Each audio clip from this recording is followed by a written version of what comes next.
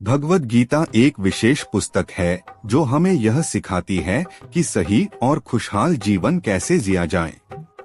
यह पुस्तक भगवान कृष्ण के द्वारा दिया गया एक मार्गदर्शन है जिसमें सिखाया गया है कि सही काम कैसे करें, बहादुर कैसे बने और मुश्किल समय में शांत कैसे रहें। श्री कृष्ण ने ये बातें अर्जुन को एक महत्वपूर्ण युद्ध के दौरान सिखाई थीं और ये बातें हमारे लिए भी मददगार हैं। तो चलिए इस शानदार कहानी को पढ़ते हैं और जानते हैं कि गीता इतनी विशेष क्यों है।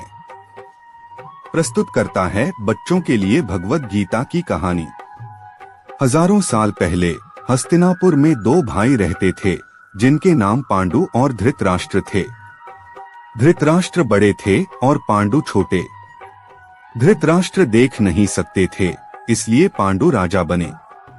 पांडु के 5 पुत्र थे, युधिष्ठिर, भीम, अर्जुन, नकुल और सहदेव। उन्हें पांडव कहा जाता था। धृतराष्ट्र के 100 पुत्र थे जिन्हें कौरव कहा जाता था। पांडु बहुत बीमार रहते थे और एक राजा की जिम्मेदारियां नहीं निभा पा रहे थे, इसलिए धृतराष्ट्र नए राजा बने, भले ही वह देख नहीं सकते थे। कई सालों तक राज करने के बाद धृतराष्ट्र बूढ़े हो गए और हस्तिनापुर के लिए एक नए राजा की जरूरत थी। पांडवों में सबसे बड़े बेटे युधिष्ठिर थे, इसलिए उन्हें राजा बनना था। लेकिन कौरवों का बड़ा भाई दुर्योधन युधिष्ठिर से जलता था। उसने चालाकी से पांडवों को राज्य से निकाल दिया ताकि वह खुद राजा बन सके। पांडवों ने राज्य में अपना हिस्सा मांगा, लेकिन दुर्योधन ने जमीन का एक टुकड़ा देने से भी मना कर दिया।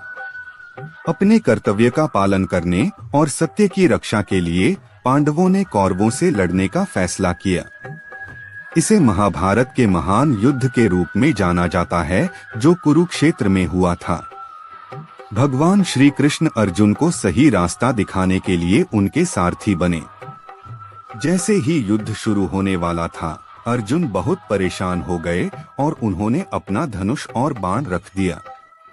अर्जुन मोह और संदेह से भर गए और उन्होंने युद्ध मैदान के दूसरी तरफ खड़े अपने रिश्तेदारों, गुरुजनों, दोस्तों और परिवार वालों के खिलाफ लड़ने से मना कर दिया। तभी भगवान श्री कृष्ण ने अर्जुन को भगवद गीता की शिक्षा दी, जिससे वह सही रास्ते पर चल सके। कृष्ण ने अर्जुन को सही और गलत का अंतर समझाया और अर्जुन को अपना कर्तव्य याद दिलाया। अर्जुन के मन में कई सवाल थे, जैसे कि मुझे अपने रिश्तेदारों, गुरुजनों और परिवार वालों से क्यों लड़ना चाहिए? क्या युद्ध जरूरी है? अगर मैंने उन्हें हरा दिया तो उनका क्या होगा? लोग मुझे बुरा कहेंगे क्योंकि मैं अपने रिश्तेदारों से लड़ रहा हूँ।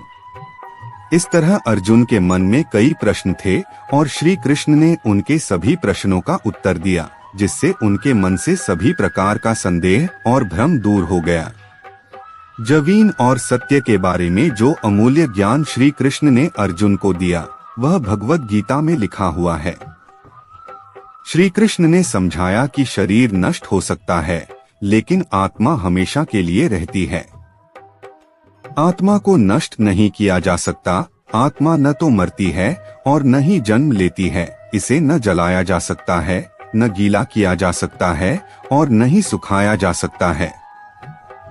इसलिए शरीर के जाने के बाद भी आत्मा रहती है, क्योंकि वह शाश्वत है। कृष्ण ने अर्जुन को समझाया कि एक योद्धा का कर्तव्य है कि वह धर्म और सत्य की रक्षा के लिए हर तरह की बुराई से युद्ध करे।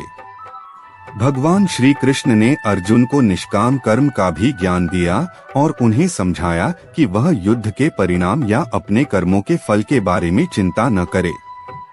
इसके बजाय सिर्फ अपने कर्तव्य को पूरी निष्ठा से करने पर ध्यान दें। कृष्ण ने सिखाया कि हर किसी को अपने काम को ईमानदारी से करना चाहिए, बिना उसके परिणाम की इच्छा किए। इसी तरह अर्जुन ने कृष्ण से कई प्रश्न पूछे और कृष्ण ने उनके हर प्रश्न का उत्तर दिया। कृष्ण के उत्तर सुनने के बाद अर्जुन के सभी संदेह दूर हो गए।